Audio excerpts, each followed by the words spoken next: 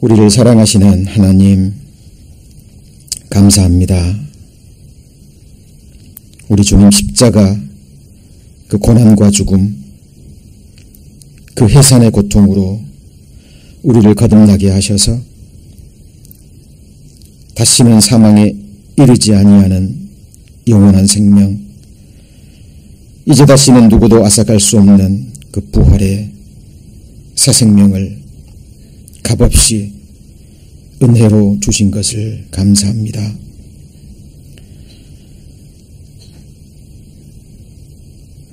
잠시 나그네와 같은 이 세상을 살아가는 동안에도 하나님 눈동자처럼 또 지켜주시고 또 함께해 주시고 그 나라에 이를 때까지 끝까지 인도해 주시겠다라는 또 보배로운 약속의 말씀을 주셨습니다.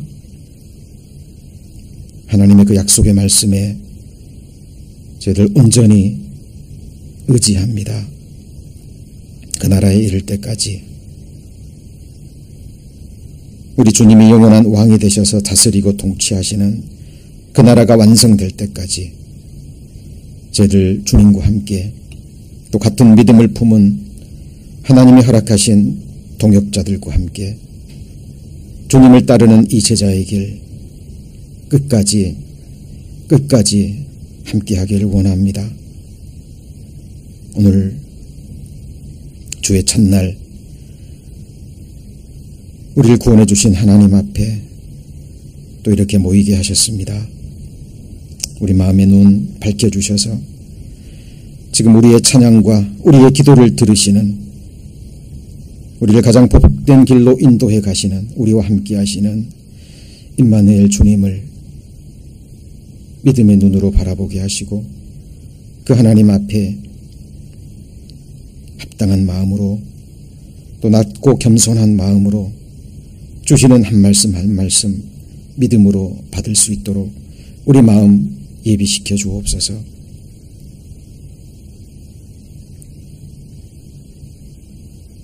한 시간을 주께 의지합니다. 저를 사랑하시는 예수님 이름으로 기도드립니다. 아멘. 지난 주일은 전도 집회에 이어지는 주간이어서 복음과 관계된 말씀, 복음에 나타난 하나님의 의라는 제목으로 함께 말씀을 배웠습니다. 우리말로는 복음이라고 번역이 됐죠. 중국어 성경을 우리말로 번역할 때 복음이라고 번역을 했습니다만은 원래 헬라어 성경에는 그 유앙겔리온, 또 라틴어 성경에는 에반젤리움이라는 단어로 번역이 됐는데요. 이 단어를 중세 영어에서는 그 가스펠 들어보셨죠?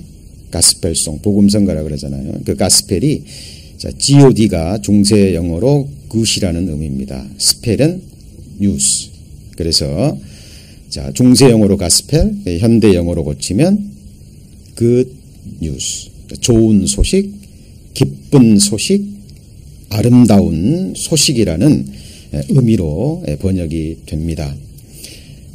저희들 지금 정보의 홍수 속에 살고 있죠. 미디어를 통해서, 특히 요즘은 인터넷을 통해서 초간격으로 상상할 수 없는 엄청난 정보들이 쏟아져 나오고 있습니다. 때로는 그것이 우리에게 어떤 기쁜 소식도 있고요, 또 소망이 되는 소식도 있고 감동적인 소식도 있고, 때로는 안타깝고 슬프고 또 우리를 두렵게 하는 그런 소식들도 있습니다.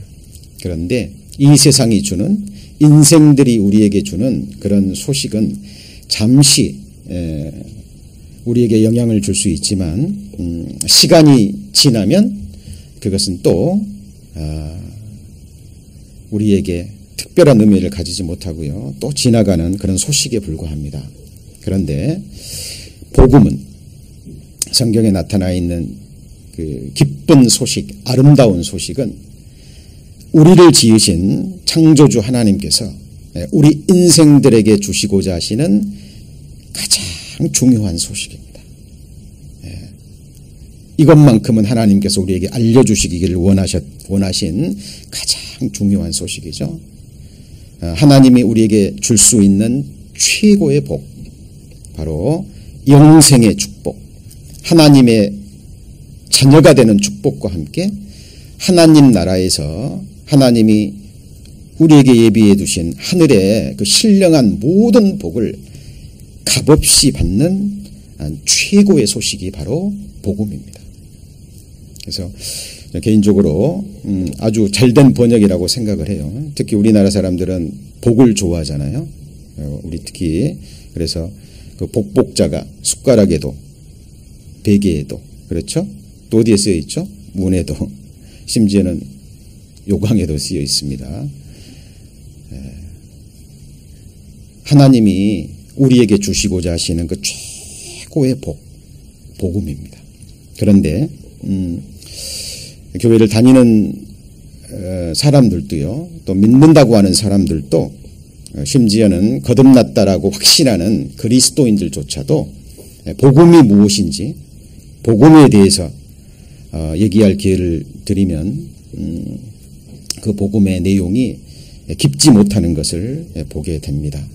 단순히 하나님께서 우리를 위해서 죽어주셨고 우리 죄를 사주셨다라는 그 정도에 머물러 있는 그 복음의 내용을 볼 때가 있습니다. 우리 지난주에 복음에 나타난 하나님의 의라는 이 로마서 1장 17절 말씀을 배웠죠. 자, 여기 화면을 한번 보시죠. 자, 이 말씀은 루터가 이 말씀을 깨닫고요. 그 당시 거대한 세력이었던 가톨릭에 대해서 싸움을 일으켰던, 그래서 개신교 종교개혁을 일으켰던 그 중요한 말씀이죠. 자, 여기 보면 복음에는 뭐가 나타났다 그랬습니까?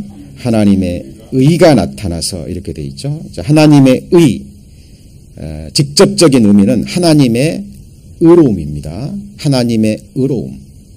근데 더 구체적으로 들어가면 하나님의 의로운 행위. 더 쉽게 표현하면 하나님이 하신 일, 과거에 행하셨고요, 지금도 행하시고 앞으로 행하실.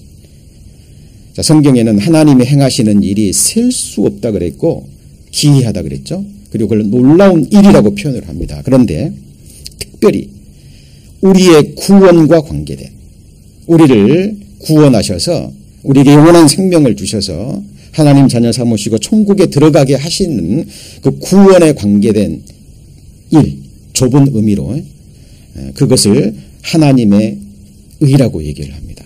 그런데 이 하나님이 하신 일을 향한 그 믿음은 믿음으로 믿음에 이르게 하는, 영어 성경에 보면 from faith to faith, 그러니까 믿음의 시작이 있고 믿음의 끝이 있다라는 사실이죠. 그래서 이 믿음은, 하나님이 행하신 일에 대한 믿음은 생명과도 같아서요, 계속 자라가야 됩니다. 그리고 이 믿음은 하나님 보실 때 완성이 돼야 되는 거죠. 자, 복음에는 하나님의 행하신 일이 분명히 나타나 있습니다. 그래서 우리 형제자매님들 성경을 읽으시거나 말씀을 들으실 때요, 이 복음에 대한 개념, 성경에서 말하는 본질적인 부분을 항상 붙잡으셔야 되고요. 그리고 나의 언어로, 그리고 나의 삶으로 표현할 수 있어야 됩니다. 그래야만 우리가 이 세상에서 하나님이 우리에게 주신 복음 전도의 사명을 우리가 행할 수 있습니다. 복음이 무엇인지, 복음에 대한 개념과 본질을 내 언어로, 내 삶으로, 내 마음으로 증거할 수 있어야 돼요. 자, 복음에 대한 수식어가 성경 곳곳에 굉장히 많이 나옵니다. 자, 하나님의 복음, 아들의 복음, 그리스도의 복음, 그리고 은혜의 복음, 은혜만으로 되죠. 그리고 구원의 복음, 영생의 복음, 소망의 복음, 화평의 복음. 하나님과 우리 사이에, 인간과 인간 사이를 화평케 하는 것은 복음밖에 없다는 거죠. 그리고 평안의 복음, 우리에게 평강을 주는 유일한 것이 바로 하나님의 복음입니다. 그런데 그 복음은 우리의 복음이 돼야 되고요. 더 나아가서 같이 보실까요? 나의 복음. 예, 사도 바울이 신약성경 두 군데에서 자, 나의 복음이라고 얘기합니다. 그 말 속에는 바울의 소유가 됐다라는 거고요. 그 복음은 바울의 생명이고 바울의 모든 것이 되었다라는 겁니다. 그런데 이 복음을 받아들이기 위해서는 복음에 순종하고 복종해야 되거든요. 날 때부터 주인으로 태어나서 만물보다 거짓되고 부패한 마음을 가지고 우리 힘으로는 구원에 관계된 부분은 아무것도 할 수 없다라는 철저한, 하나님 보실 때 가난한 심령이 돼야만 이 복음을 온전히 받아들일 수 있거든요. 그래서 이것을 거부하는 사람들은 이 복음을 들을 때 복음을 거부하고 복음에 복종치 아니하고 더 나아가서는 복음을 부끄러워하는 사람들이 있다 그랬어요. 왜? 인간 편에서 할 수 있는 일이 하나도 없거든요. 자, 그런데 문제는 뭐냐면요. 우리는 하나님이 만드신 이 세상 3차원의 세계잖아요. 시간과 공간과 물질을 우리는 벗어날 수 없습니다.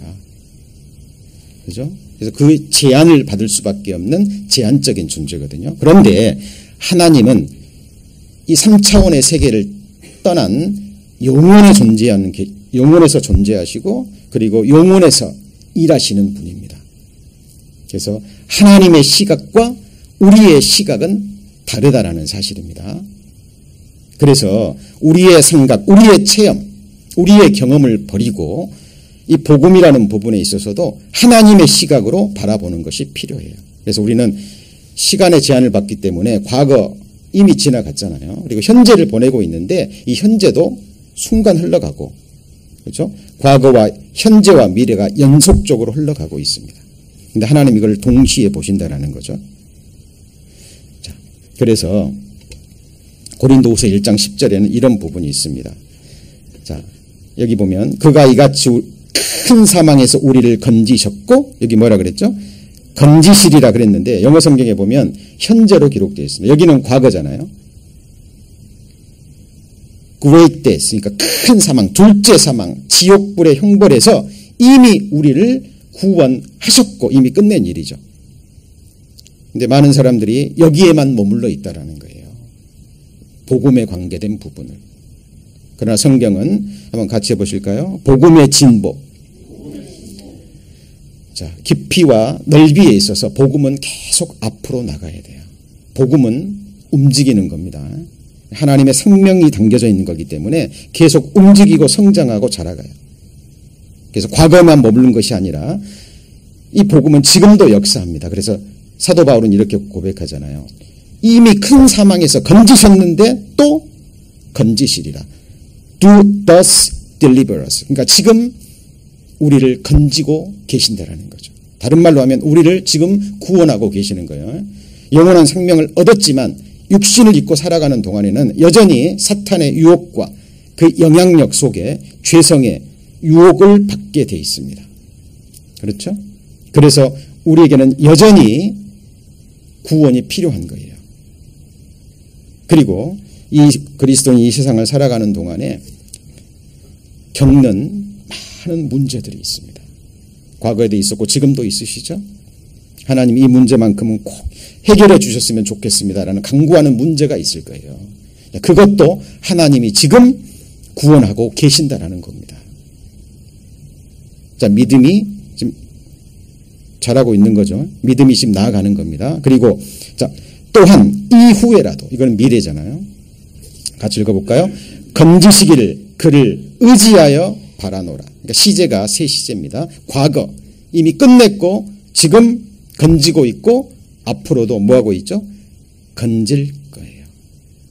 그리고 이 마지막이 뭐냐면 지난 시간에 자세히 배웠죠.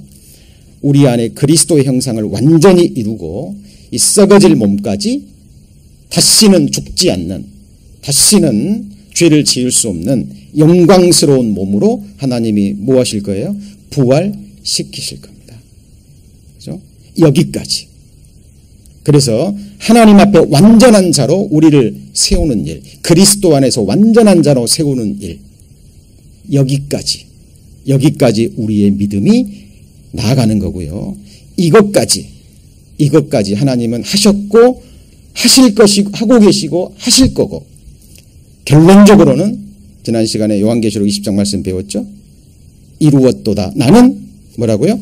알파요 오메가요. 처음과 나중이라. 요한계시록 이것이 3번이 반복됩니다. 3은 하나님의 완전 숫자입니다. 이 시각으로 하나님을 바라보는 거예요. 그래서 믿음에서 믿음으로입니다. 예. 여기까지가 복음인 거예요.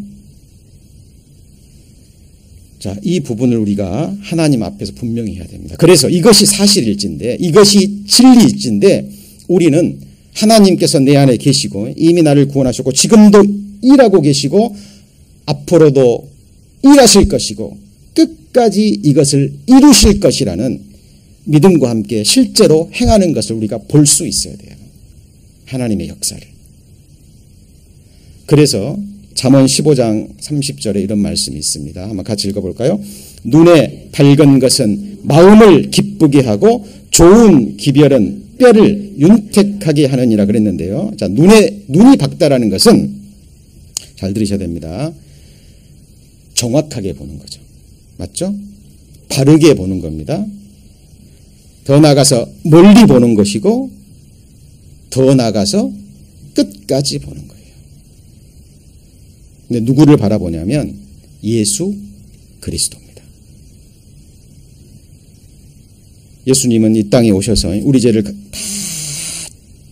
거룩한 몸으로 담당하시고 핏값으로, 죄값은 사망이라 다 갚으시고 죽으시고 거기서 죄인의 운명을 끝내시고 부활하실 때 우리도 그와 함께 부활했잖아요. 그리고 예수님은 승천하셔서 아버지 우편에 앉으시고 하나님 아버지께 기도함으로, 요청함으로 제3의 하나님, 성령 하나님, 부활의 영, 하나님의 영, 이 주 예수의 영을 보내셨습니다. 맞죠? 그리고 우리와 함께 이 땅에서부터 영원토록 거하셔요. 그래서 지금은 성령의 시대, 성령께서 일하시는 시대입니다. 그건 아들의 영이고 하나님의 영이죠. 내 속에서 역사하시는 이의 능력. 그러니까 그 하나님께서 지금 약속하신 복음에 관계된 부분을 일하고 계심을 뭐 할 수 있어야 돼요? 볼 수 있어야 된다 그 말입니다. 그리고 끝까지. 예수님은 세상에 있는 자기 사람들을 사랑하시되 어떻게 해요? 끝까지 사랑합니다. 우리를 인도하시되 죽을 때까지 인도하시고 하나님 나라에서 우리를 영접하신다 그랬잖아요. 맞죠? 그래서 우리는 우리의 믿음의 시작과 과정과 끝을 확신하고 가는 사람들입니다. 여기까지 우리의 복음이 나아가야 되고요. 이 부분까지 우리가 믿어야 됩니다. 이것이 믿음에서 믿음으로라는 의미고요. 그것은 바로 좋은 소식, 좋은 기별, good report, 복음입니다. 복음. 아름다운 소식, 좋은 소식, 기쁜 소식. 하나님께서 하셨고 하고 계시고 끝까지 행하실 것이라는 확신. 여기까지 믿음에 이를 때 우리는 이 세상에 살아가는 우리 신앙생활의 과정, 이러저러한 어려움이 있고 때로는 넘어지기도 하고 때로는 사단의 유혹 가운데 우리가 잠시 미혹게 될 수도 있습니다. 우리의 믿음이 연약해질 수도 있지만 결국 우리는 이 믿음으로 승리할 겁니다. 자, 오늘 본문에 뭐라고 나왔냐면 잘 보셔야 됩니다. 자, 2절에 보면 내가 증거하노니 저희가 뭐가 있습니까? 하나님께 뭐가 있어요? 열심은 있어요. 열심은 있습니다. 그런데 뭘 쫓은 게 아니죠? 지식을 쫓은 것이 아닙니다. 이것은 머리로 아는 그 지식이 아니에요. 호세아서에 나오는 하나님이 인정하시는 하나님을 아는 지식입니다.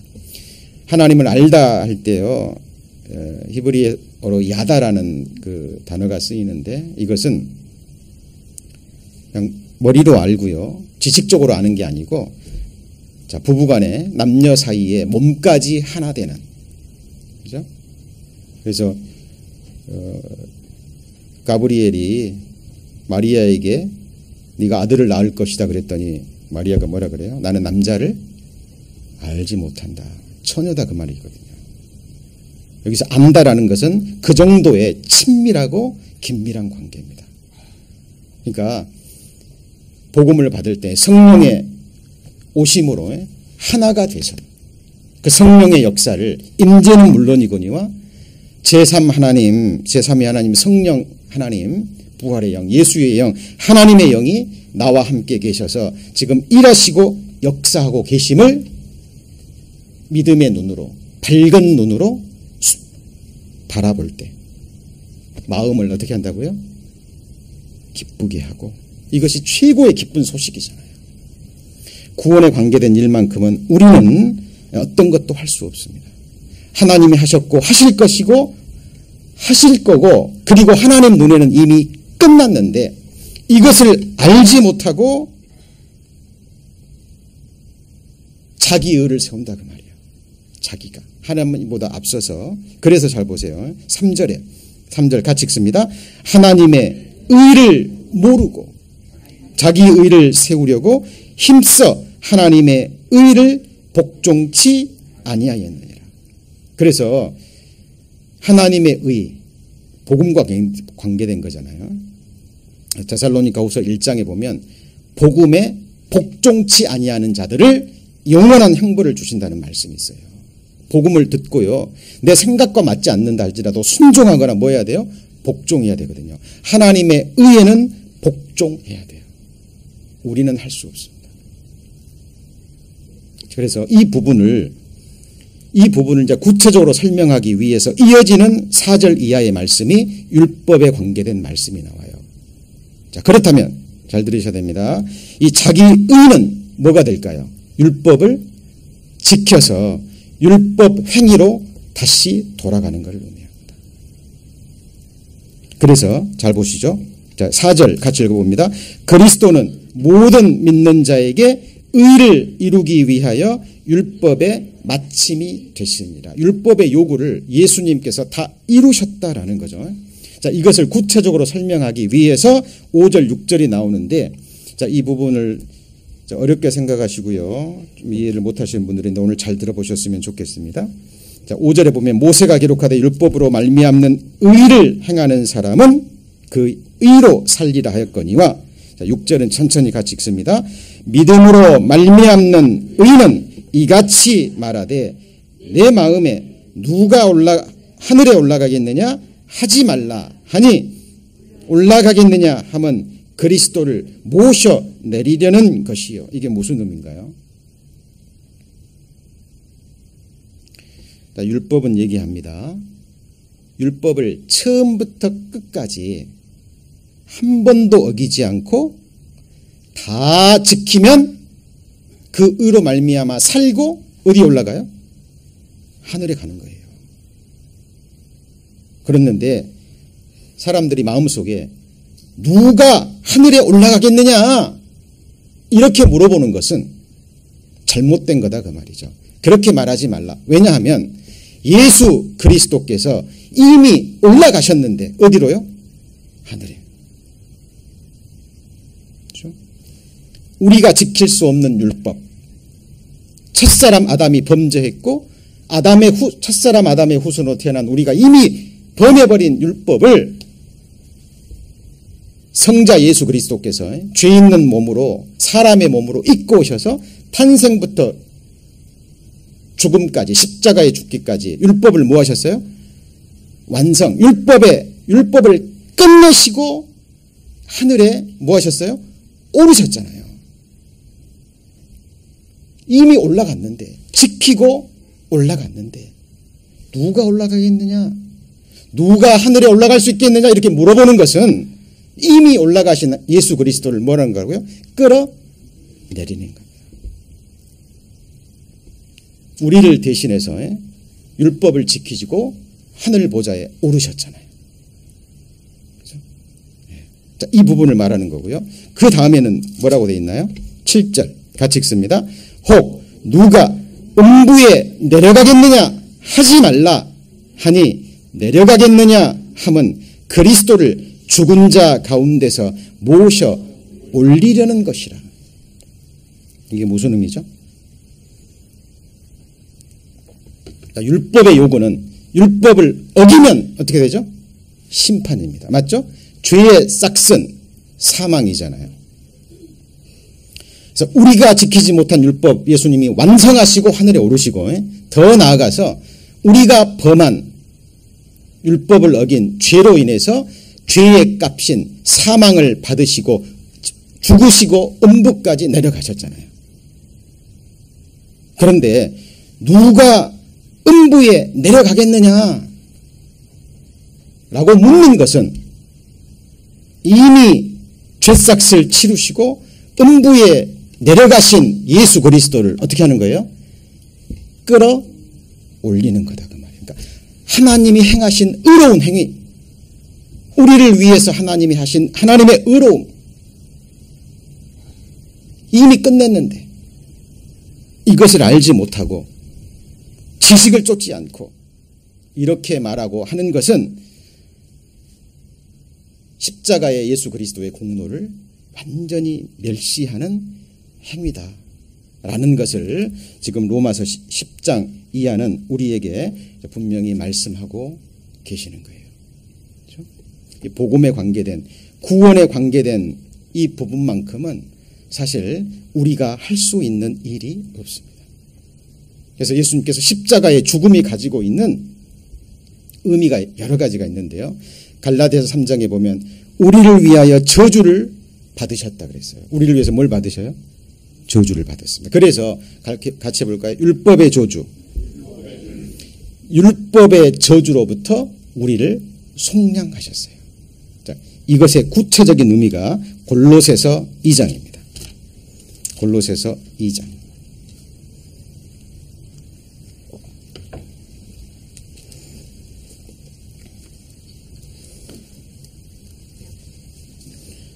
골로새서 2장입니다. 11절.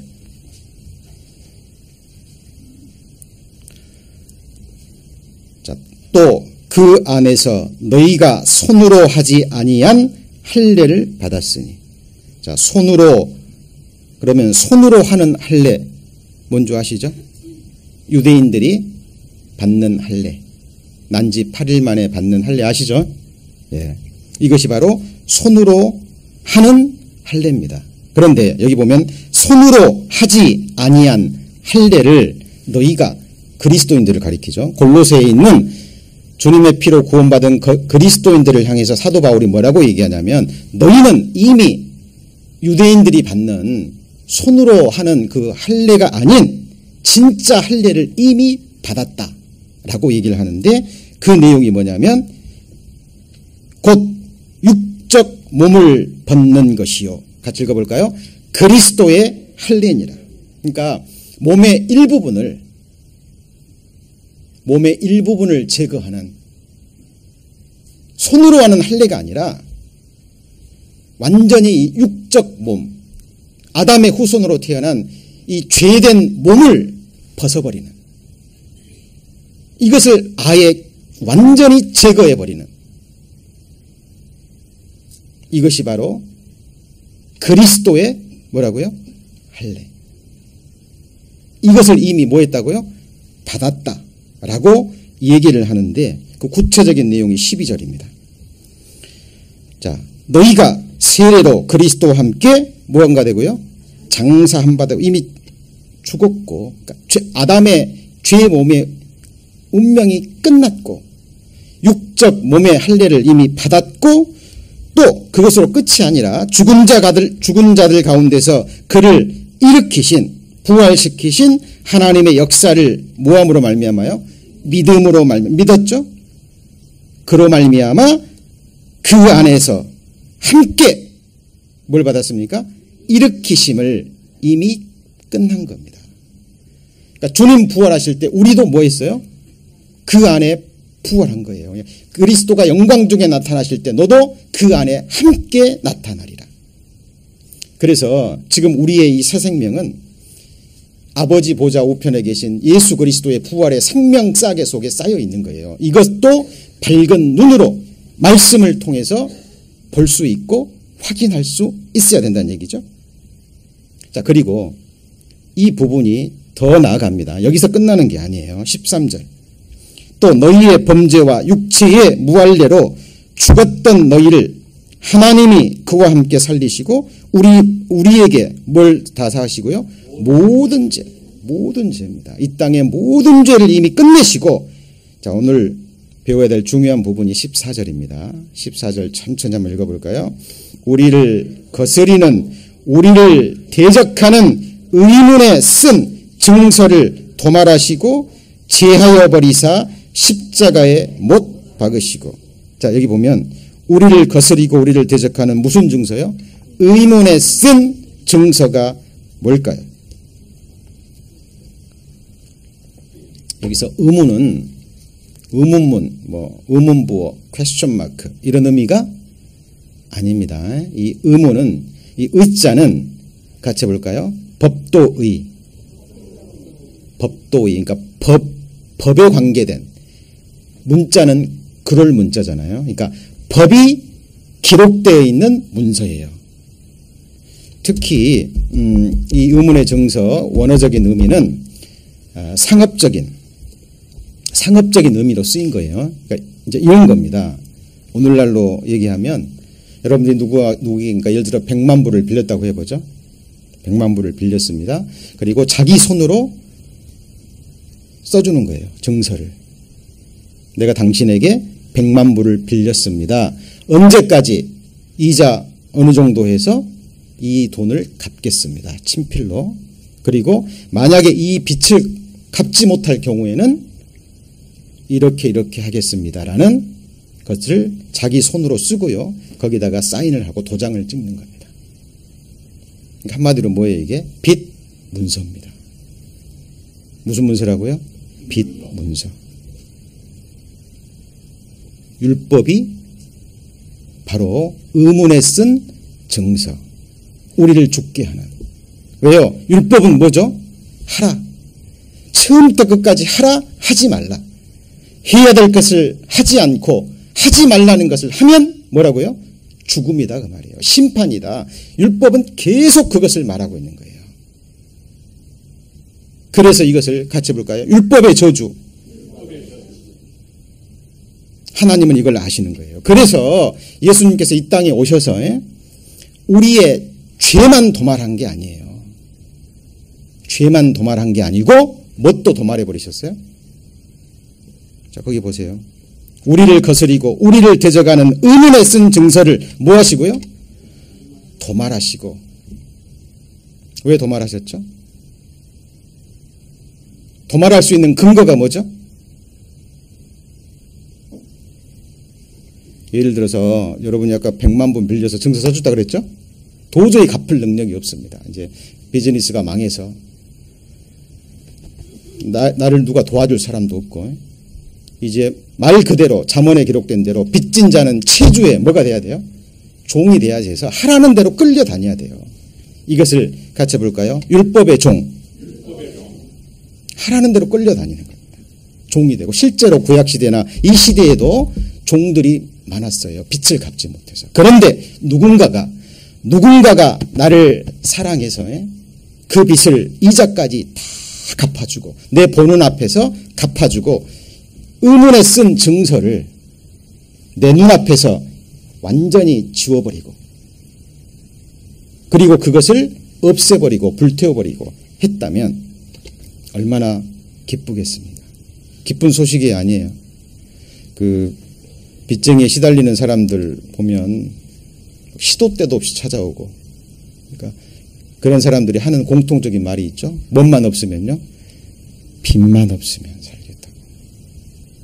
빚만 없으면. 너무 괴로우니까, 너무 힘들게 하니까.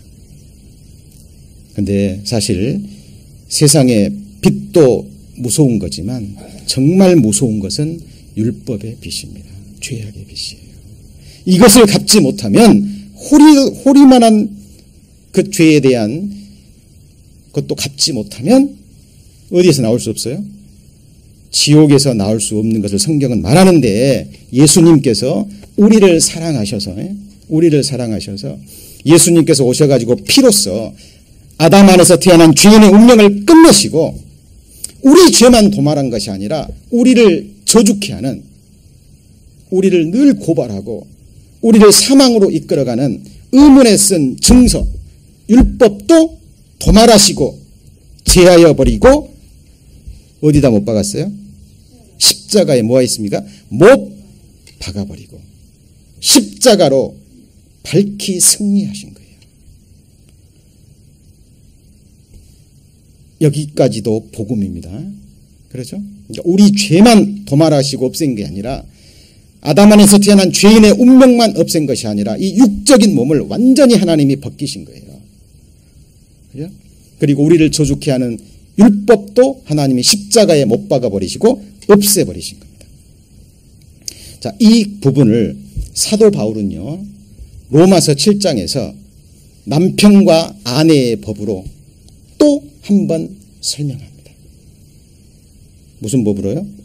남편과 아내. 성경에 보면 옛 남편이 나오고 새로운 남편이 나와요. 자, 비유의 설명인데 한번 볼까요? 로마서 7장입니다.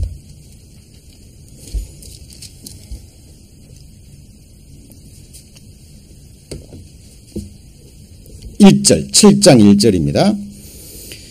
자, 형제들아, 내가 법 아는 자들에게 말하노니 너희는 같이 읽습니다.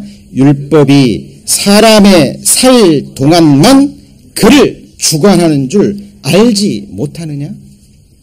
자, 율법이 됐건 세상 법이 됐건 그 사람이 살아있을 때 해당이 되는 거예요.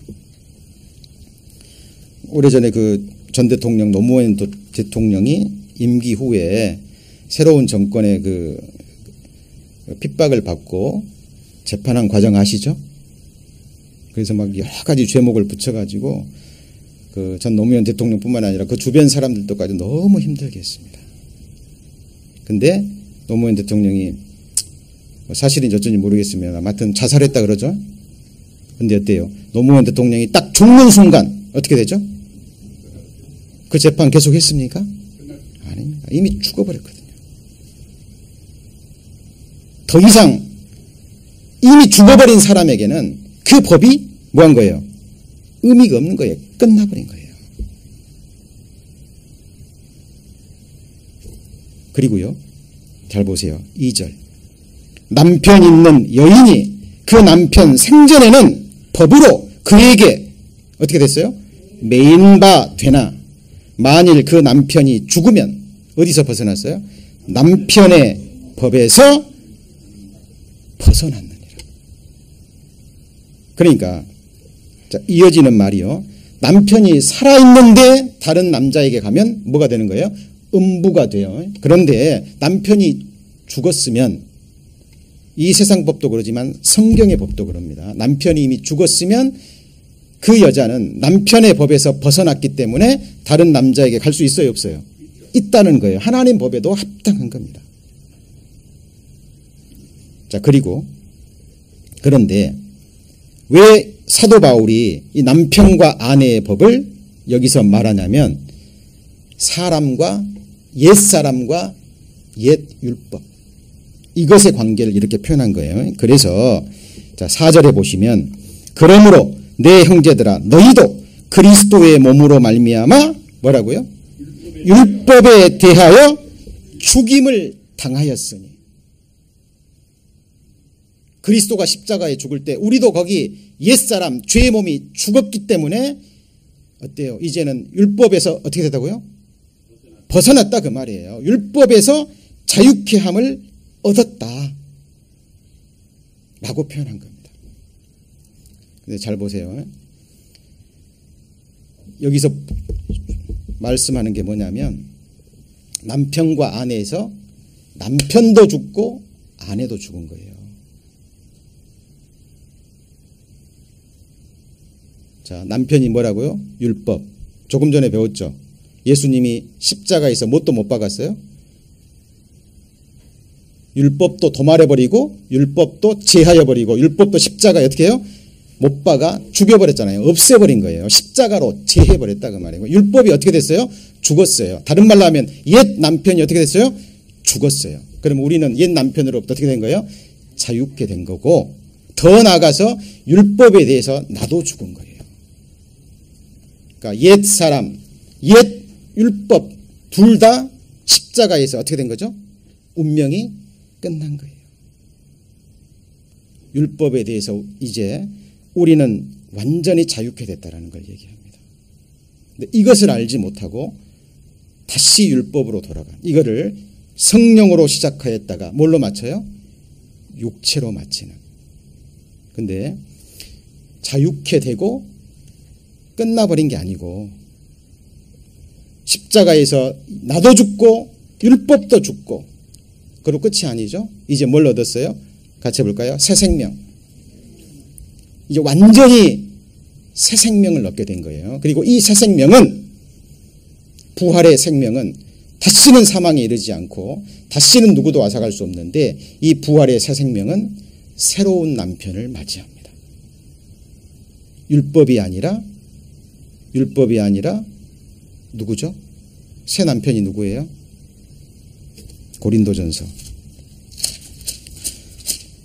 고린도후서 11장입니다. 자, 그 말씀에서 말씀으로 이게 성경이 연결이 돼야 되고요. 말씀은 또 말씀으로 풀어져야 됩니다. 인간의 생각, 나의 어떤 추측으로 보시면 안 되고요. 성경에서 말하는 것을 정확하게 우리는 볼 수 있어야 돼요. 고린도후서 11장 2절에 보시면, 내가 하나님의 열심으로 너희를 위하여 열심 내노니, 내가 너희를 뭘로 만들어요? 정결한 뭐로 만들어서요? 처녀로. 그 다음에요, 한 남편인 그리스도께 드리려고 뭐하죠? 중매함이로다. 그러니까 이 남편은 영원한 남편인 거예요. 그러니까 옛 남편에게서 완전히 죽고, 그 다음에요, 영원한 남편 그리스도께 완전 정결한 처녀라는 것은 뭐예요? 이미 처녀가 아닌데 다시 처녀가 된다는 육적인 의미가 아니고 무슨 의미예요? 영적인 의미입니다. 주님의 피로 완전히 깨끗게 해서 예수님의 완벽한 거룩함을 값없이 주셔서 그 거룩함으로 덧입은 영적인 정결함을 지닌 거듭난 그리스도인을 가리킵니다. 사도 바울은 전도했는데 이 전도를 중매로 표현한 거예요. 하나님이 남자와 여자를 만드신 것도 마찬가지입니다. 남자는 하나님의 형상이요, 여자는 남자의 영광이에요. 고린도전서 11장도 한번 보시죠. 고린도전서 11장 7절입니다.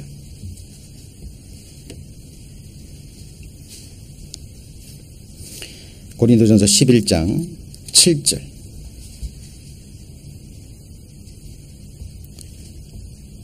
거기 보면 남자는 뭐라 그랬죠? 하나님의 형상과 뭐죠? 영광이고, 그리고 뒤에 보면 여자는 남자의 뭐죠? 영광입니다.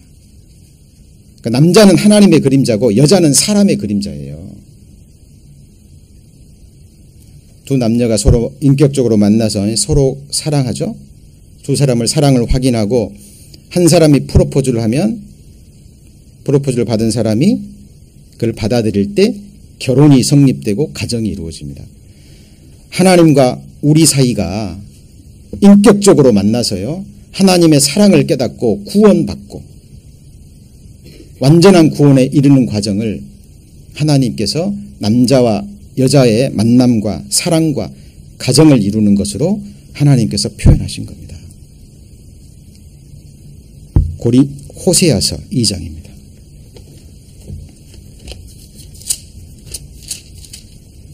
호세아서 2장 19절.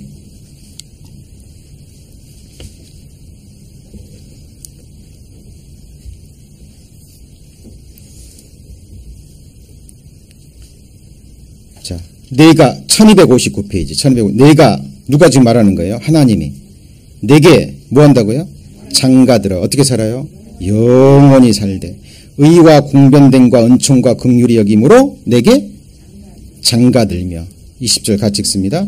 진실함으로 내게 장가들리니 내가 여호와를 알리라. 우리에게 얼마나 장가가고 싶었으면 3번이나 반복이 될까요? 특히 여기서 주목해야 될 것은 진실함으로입니다. 진실함으로.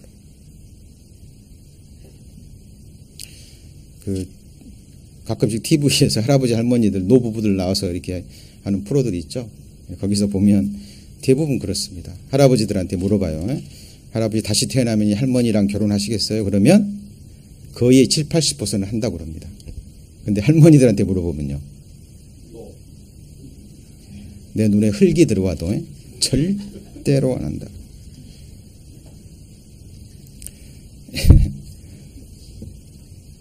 예, 물론 정말 아름다운 부부로 늙어가는 그런 아름다운 부부도 있겠죠. 그런데 그런 부부도 완벽한 이 세상에 사랑은 없습니다. 다만 그것의 그림자는 볼 수 있어요. 특별히 주 안에서 이루어진 남녀 간의 만남과 사랑과 결혼과 가정은요, 정말 천국의 한 모형이기도 합니다. 그렇죠? 그래서 거듭난 그리스도인 자매에게 남편을 뭐 섬기듯이요? 주 섬기듯. 남편은 아내에게 그리스도께서 교회를 위해서 목숨을 주신 같이 그렇게 사랑하라. 아내를 사랑하는 자는 자기를 사랑하는 거고, 아내를 얻는 자는 여호와께 복을 얻은 자고, 아내를 괴롭게 하지 말라. 이것이 바로 한 남편인 그리스도와 몸된 교회와의 관계입니다. 그래서 주님 재림하시면 공중에서 7년 혼인잔치. 신랑은 누구예요? 어린 양. 아내는요? 교회입니다. 피로 사신 뭐죠? 교회가 되는 거예요. 그래서 이 복음이 가지고 있는 하나님이 보시는 이 복음에 대한 개념과 이 본질을 성경 말씀을 통해서 정확하게 하셔야 되고요. 그리고 이것을 믿음의 눈으로, 밝은 눈으로 계속 보셔야 돼요. 그래서 우리가 바라봐야 될 대상은 끝까지 예수 그리스도입니다. 처음부터 끝까지. 우리의 시선은 거기서 고정돼야 돼요. 다른 것을 바라보더라도 먼저 예수 그리스도를 바라보고 주님을 통해서, 주님이 주신 말씀을 통해서 나 자신과 교회와 세상과 모든 것을 바라봐야 돼요. 요즘은요, 우울증 환자들이 그렇게 많다고 합니다. 왜요? 그 내용을 살펴보면 여러 가지가 있는데요. 자기 정체성에 대한 자각이 없는 거예요. 내가 누군지. 살 목적을 잃어버린 겁니다. 그리고 우울증 환자들의 대부분이요, 미래에 기대와 소망이 없어요. 왜요? 눈에 보이는 이 세상이 다기 때문에 더 이상을 생각지 못하는 거예요. 그러니까 아무리 앞을 바라보고도 미래를 바라봐도 소망이 없는 거예요. 그죠? 그리고 또 하나, 자기의 거처를 발견하지 못합니다. 의미도 못 찾겠고, 내가 어디에 있어야 될지, 그리고 앞으로 뭘 기대해야 될지. 그래서 결국 자살까지 이르게 되고, 자살은 하지 않는다고 할 때도 보세요. 우울증 환자들 보십시오. 그런데 우리 그리스도인들도 마찬가지죠. 내가 누군지, 나의 정체성에 대한 자각. 맞죠? 내가 하나님의 아내고 그리스도의 신부고요. 이사야 66장에 같이 해볼까요? 나의 안식할 초소가 어디랴? 하나님이 질문하는 겁니다. 나의 안식할 초소가 어디냐? 인생들에게 던진 질문이에요. 여러분이 대답하셔야 됩니다. 하나님의 안식할 초소가 어디죠? 납니다. 나. 우리. 그래서 교회는 같이 해볼까요? 하나님의 집. 사도 바울이 얘기합니다. 너희는 하나님의 동역자요, 하나님과 함께 일하는 사람이요, 하나님의 밭이요, 하나님의 활동 무대고, 농부가 밭에 씨앗을 심고 열매를 거두잖아요. 하나님이 말씀의 씨앗으로 우리 마음밭에 씨를 뿌리고 열매를 바랍니다. 그리고 너희는 하나님의 집이라. 너희가 하나님의 뭐예요? 집, 하나님의 영원히 거할 장소다, 그 말이에요. 그래서 우리를 하나님의 성전이라고 얘기하는 거예요. 그렇죠? 그래서 복음에는 하나님의 의가 나타났습니다. 그런데 이 하나님이 시작하시고 완성하시고 끝까지 이루실 건데, 이것을 알지 못하고 자기 의를 세우려고 힘써 하나님의 의를 복종치 않은 거예요. 성경에 두 종류의 열심이 있습니다. 인간의 열심. 그죠? 근데 또 뭐가 있는 줄 아세요? 같이 보실까요? 하나님의 열심. 이사야 9장입니다.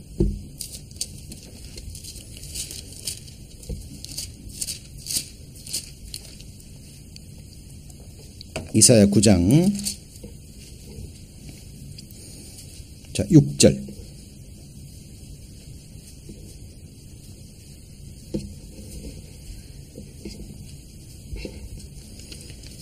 이사야 9장 6절 자 이는 한 아기가 우리에게 낳고 한 아들을 우리에게 주신 바 되었는데 그 어깨에는 뭘 메었습니까? 정사 정권입니다. 이름은 기묘자 놀라운 분 모사 지혜로운 분 전능하신 하나님이라 영존하시는 아버지라 평강의 왕이라 할 것입니다. 자, 복음에 관계된 거죠.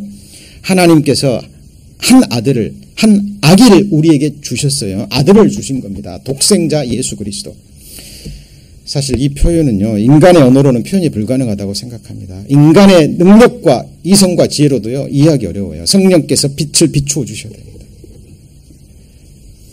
시작도 없고 끝도 없는 전지전능하신 하나님이 사람의 몸을 입고 이 땅에 오셔서 우리 죄를 담당하셨어요. 아들을 주셨습니다. 모든 것을. 그죠? 그리고 7절에 보면 그 정사와 평강이 더함이 무궁하며 또 어디에 앉아서요? 다윗의 위에 앉아서. 이게 뭔가요? 같이 해볼까요? 다윗의 언약. 누구의 언약이라고요? 다윗의 언약. 구약 성경의 두 개의 최고의 언약이 아브라함의 언약 그리고 다윗의 언약. 마음에 새기셔야 됩니다. 이게 성경의 본질이에요. 성경은 약속의 책입니다. 우리가 누구를 믿고 무엇을 믿냐 그 말이에요. 믿음의 대상과 믿음의 내용이 내 눈앞에서 기록된 말씀으로 확실해야 됩니다. 막연히 예수 믿는 것이 이 세상에서 복받고 이런 거 아니에요. 믿음의 대상과 내용을 분명히 해야 됩니다.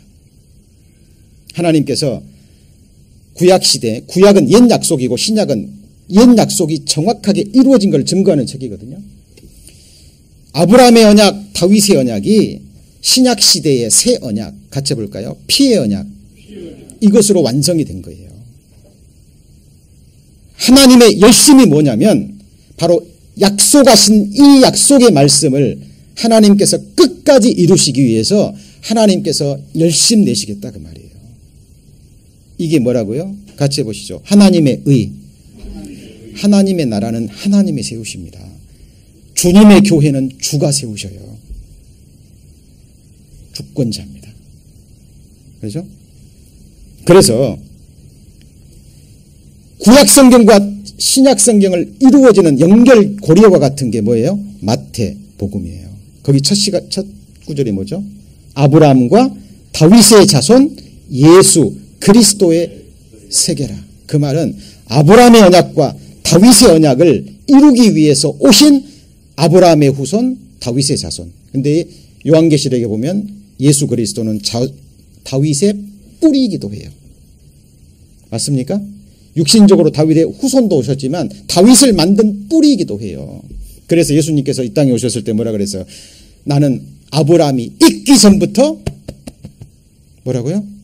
있었다. 상고의 태초의 근본이신 분. 여러분 이 성경은 놀라운 책입니다. 인간의 언어로 지식으로 이해할 수 없는 거예요. 기도하는 가운데 성령의 감동하심으로 이 성경이 풀어져야 됩니다. 그래서 하나님이 구약시대 아브라함의 언약, 다윗의 언약. 한마디로 하면 아브라함의 언약은 세 가지잖아요. 땅과 복과 그 다음에 뭐예요? 백성. 맞죠? 이것은 진짜 하늘, 새하늘과 새 땅과 하나님의 백성과 함께 하늘의 신령한 복. 이것의 그림자고요. 이것이 더 구체화된 게 다윗의 언약인데 이 다윗의 언약은 같이 볼까요? 다윗의 나라. 다윗의 위. 그래서 누가복음에 보면 다윗의 위를 받기 위해서 오신 분이 예수 그리스도라는 걸 증거하는 거예요. 이것이 하나님 나라고 주 예수의 나라입니다. 거기에 저와 여러분은 예수님 나라에 뭐가 되는 거예요? 백성이 되는 거예요. 같이 해볼까요? 성도. 그게 무슨 말인데요? 거룩한 백성. 우리 지금 미국이라는 나라에 살고 있지만 미국이라는 나라 영원합니까? 역사상 영원히 계속된 나라는 없습니다. 반드시 세워지고 흥하고 쇠퇴하고 망하고 없어져요. 다니엘서 금신상이 그걸 증거하잖아요. 뜨인 돌이 와서 금신상을 때리면 바벨론부터 마지막 모든 나라가 한꺼번에 다 무너지고 거기서부터 하늘의 왕이 세우는 한 나라가 있는 거예요. 많은 사람들이 천국을요 그냥 동화 속의 나라처럼 생각한다니까요. 그냥 뭐 막연히 좋은 나라, 예수 믿으면 가는 나라, 그 정도가 아니고 실상의 나라입니다. 실상의 나라. 그 나라에 가기 위해서는 먼저 네 마음의 그 보좌가 이루어져야 되고요. 그리고 믿음의 눈으로 예수님께서 하나님께서 하시는 이 하나님의 열심을 볼 수 있어야 돼요. 그래서 7절 그 정사와 평강의 더함이 무궁하며 또 다윗의 위에 앉아서 그 나라를 어떻게 한다고요? 굳게 세우고 자금 이후 영원토록 공평과 정의로 그것을 보존하실 것이라. 세울 뿐만 아니라 영원히 보존하신다니다. 나머지 같이 읽습니다. 만군의 여호와의 열심히 이를 이루시리라. 누가 하셔요? 하나님의 열심입니다. 다만 하나님께서 혼자 하시는 것이 아니라 하나님께서 일꾼들을 부르셔서 하나님과 함께 일하는 하나님의 동역자들을 부르셔서 사람들을 통해서 함께 하십니다. 그래서 마태복음에 예수님께서 세례를 받으시고, 그죠? 마귀의 시험을 이기시고 첫 번째로 하신 일이 뭔지 아시죠? 이제 마태복음 강의 계속 배워가겠습니다만은 누구를 불러요? 제자들을 부릅니다. 누구를 불러요? 제자들을. 그물을 던지고 그물을 깁는 베드로와 그 동생을 부르면서요. 이제 내가 너를 사람 낚는 어부가 되게 하리라. 그 사람이 뭔데요? 구약시대 아브라함의 언약, 다윗의 언약을 통해서 약속하신 하나님의 백성.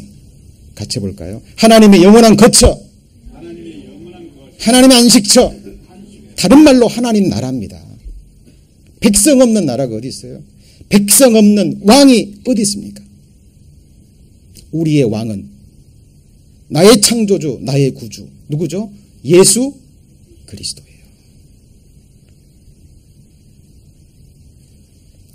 이것이 하나님의 뭡니까? 열심. 하나님이 도대체 하나님께서 전능자가 열심을 내서 만들 그 나라가 어떤 나라인지 이 세상에 있을 때 기록된 말씀을 통해서 정확하게 우리 마음판에 새겨져야 됩니다. 그런데 하나님께서 사람들에게 이 마음을 주시고요. 자원하는 마음으로 이 나라의 역사에 함께 참여하기를 하나님은 원하시는 겁니다. 그래서 예수 그리스도의 그림자가 누구예요? 다윗입니다. 다윗. 자, 역대상 29장을 한번 보시죠. 역대상 29장.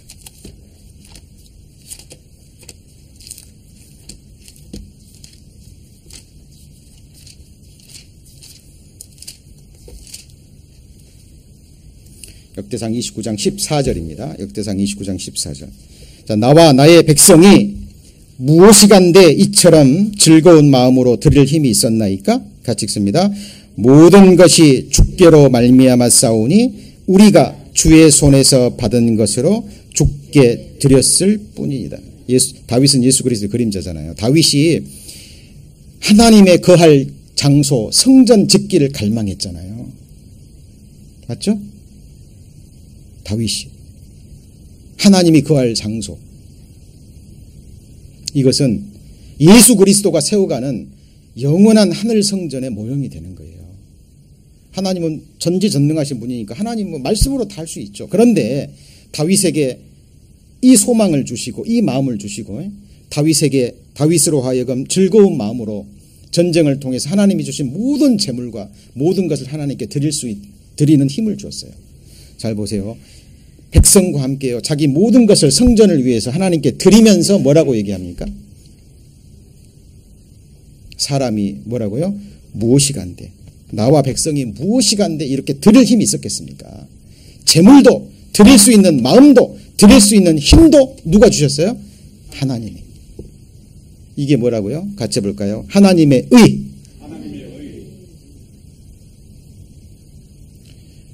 많은 사람들이 하나님을 위해서 좀 일하고 봉사하고 하나님께 드리고요. 자기를 드러냅니다. 이게 뭐죠? 자기의.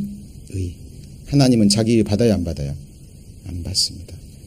너희 의는 너희와 같은 사람에게나 유익할 뿐이라. 우리의 의는 다 더러운 뭐죠?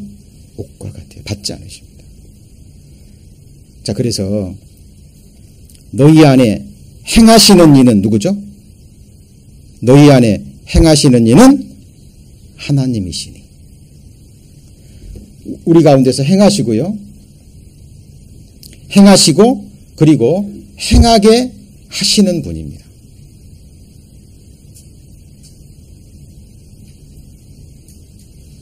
자, 우리 성경 한번 볼까요?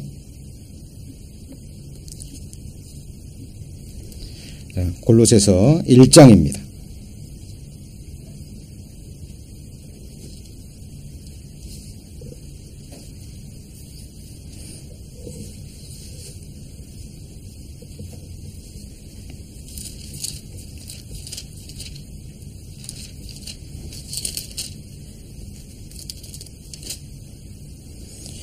골로새서 1장 거기 보시면 29절.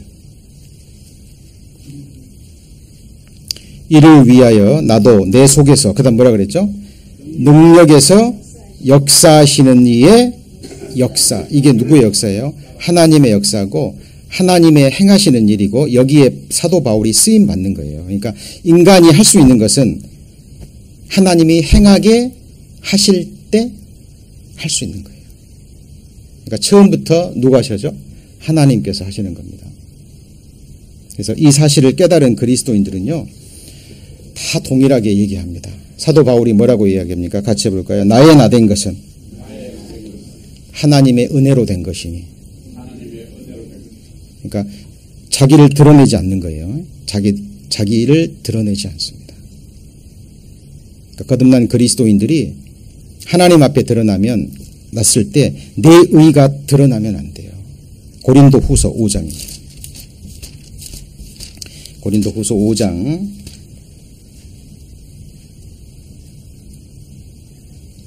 고린도 후서 5장 21절입니다.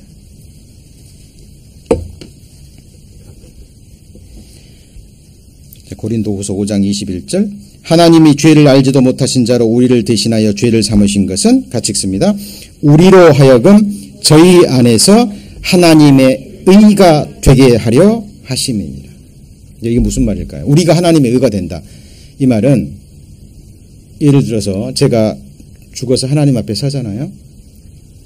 그러면 제가 저를 통해서 뭐가 드러나요? 하나님의 의로움. 저를 통해서 하나님이 행하신 일만 드러난다는 거예요. 그러면 누구만 영광 받아요?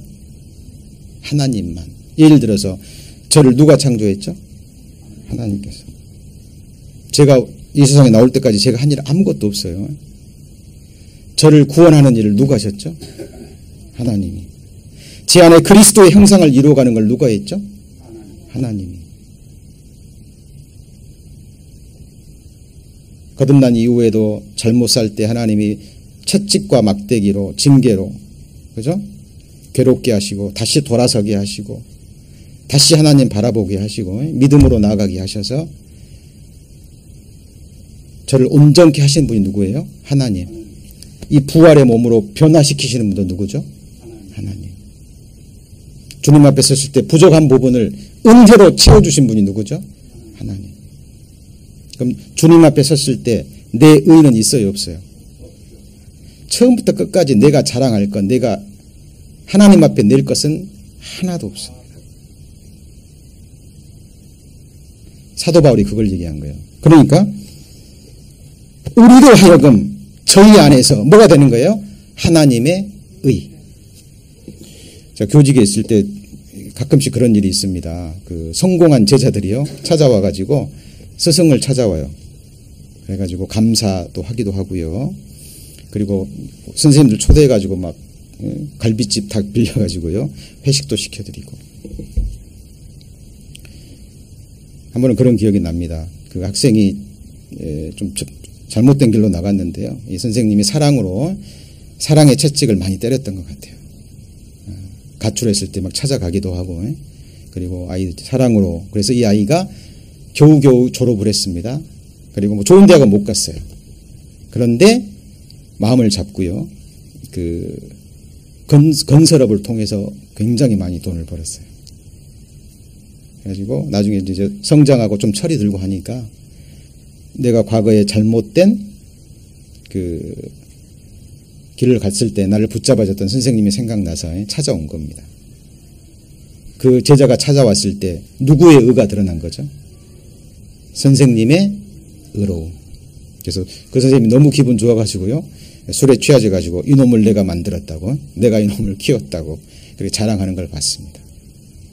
그 아이를 통해서 그 선생님의 의로운 행위가 드러난 거죠. 마찬가지로 우리와 같은 죄인 하나님이 구원하셔서 그리스도의 안에서 완전한 자로 만드셔서 하나님의 아내로 그리스도의 흠없는 신부로 세우셔서 영원히 복되게 하는 이 일은 처음부터 끝까지 누가 해요? 하나님께서 하시는 겁니다. 오늘 마지막 말씀으로 요한계시록 4장입니다.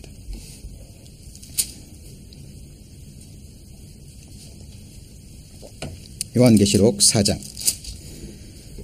거기 8절에 보시면 네 생물이 각각 6날개가 있고 안과 주위에 눈이 가득하더라. 그들이 밤낮 쉬지 않고 이르기를 거룩하다 거룩하다. 자, 네 생물은요, 자, 모든 이 세상에 하나님이 만드신 모든 피조물의 대표를 의미합니다. 여기에 우리 인간도 있고 나도 포함되겠죠. 그리고 10절에 보면 몇 장로예요? 24장로. 뭐 가장 전통적인 해석은 구약시대의 12지파, 그리고 신약시대의 12사도. 다른 말로 하면 신구약, 신약과 구약시대 우주적 교회, 전 교회의 대표라고 볼 수 있습니다. 여기에 우리의 구원받은 그리스도인들 다 포함되는 거죠. 자, 그런데 잘 보십시오. 24장로들이 보좌에 앉으신 이 앞에 엎드려 세세토록 사시는 이에게 경배하고 뭘 던지죠? 자기의 뭘 던지죠? 면류관을 어디다 던져요? 보좌 앞에 던지며 가로되. 이 면류관이 뭐죠? 누구 면류관이에요? 자기의 면류관. 그러니까 하나님께서 이 24장로들에게 뭘 주신 거예요? 면류관, 영광을 주셨는데 왜 던집니까? 자기가 받아야 될 자격이 없다라는 걸 하는 거예요. 다 하나님의 은혜로. 하나님께서 나를 구원해 주시고, 그죠? 하나님 나라에 역사할 수 있는 마음도 주시고, 힘도 주시고, 재물도 주시고, 시간도 주시고, 하나님께서 다 해주셨는데, 이 면류관을 내가 받을 자격이 없다라는 걸 알기 때문에 그 하나님께 받은 자기 면류관, 자기 영광을 보좌 앞에 던지는 거예요. 그리고 뭐라고 얘기합니까? 11절. 우리 주 하나님이여, 뭐라고요? 영광과 존귀와 능력을 받으시는 것이 합당하오. 그러면 보좌에 앉은 하나님이 우리가 다시 드린 영광 안 주실까요? 아닙니다. 하나님의 영광이 누구의 영광이 되는 거예요? 우리의 영광이 되는 겁니다. 자, 우리가 거듭난 그리스도인들이요, 신앙생활하면서 이 복음에 나타난 하나님의 의와 함께 하나님의 의와 대조되는 무슨 의요? 자기 의. 정확하게 분별하시고 이것이 주님 앞에 갈 때까지 우리의 삶을 통해서, 생활을 통해서 우리의 의가 나타나지 않도록, 이 세상에 있는 동안이나 하나님 나라에 갔을 때도 나를 통해서 오직 누구의 의만요? 하나님의 의만 드러나도록, 그것이 진정한 그리스도인들의 삶이라고 생각합니다. 기도하시겠습니다. 하나님, 저들 성경을 통해서 하나님의 뜻을 배워가고 있습니다. 하나님의 의와 또 자기 의에 대해서 말씀을 배웠습니다. 그것이 무엇을 의미하는지 저들 다시 묵상을 통해서 성령의 능력으로 우리 마음판에 깊게 새겨지기를 간구드립니다. 들은 말씀 악한 영들 앗아가지 못하도록 지켜주시고 배운 말씀이 우리 삶 가운데 삶으로 생활로 이어질 수 있도록 주께서 역사하여 주옵소서.